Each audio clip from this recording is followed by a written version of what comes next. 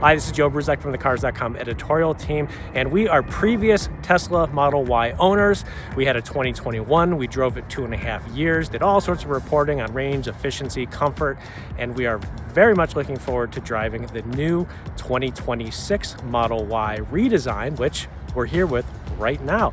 We've got 25 minutes to drive this thing. It was an invite from our local showroom, so let's give it a quick spin and see what we think. The 2026 Model Y has definite improvements in ride quality with its updated suspension. One of the biggest complaints from our road test team was just how punishing the old Model Y's ride was, and that became more brittle over the years and miles.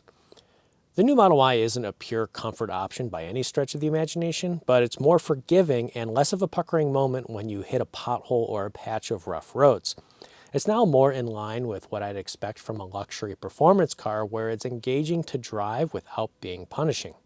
As far as wind and road noise, there's a noticeable decrease with the addition of more acoustic glass and a stiffer suspension, but there's still a bit of road noise coarseness in the Model Y and noticeable impact noise and thwacks over bumps as the tires hit those road imperfections.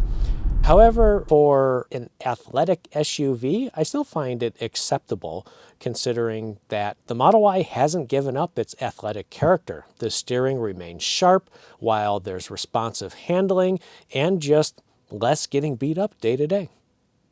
The interior isn't as significant of an update as I had imagined, considering the new Model Y certainly has a more stylized interior with wraparound ambient lighting and a higher variety of materials on this top launch edition trim level. Now that's the first trim level being offered. It looked great in photos, but once out in just normal daylight, it really just felt like the old Model Y with a few new pieces of fabric. Yes, there's that ambient lighting and newly standard front camera, but we're really accustomed to seeing these items on competing vehicles, and to better effect with brighter and more prominent ambient lighting, as well as more camera views, like a 360-degree top-down view, which are still lacking in the Model Y.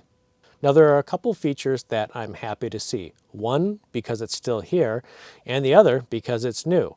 First of all, I'm happy to see a real turn signal stalk. The Model 3 with its update got rid of the turn signal stalk and put it in the steering wheel, and that's just awkward to use. But the Model Y kept the turn signal stalk, and that's just great for usability. However, the on-screen digital gear selector did make its way to the Model Y, and that's disappointing.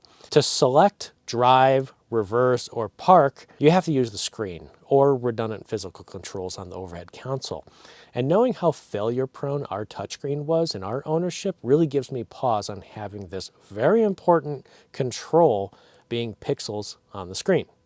Now, the feature that I'm excited has been added is a little blind spot warning icon near the side view mirrors. And the Model Y didn't have that before.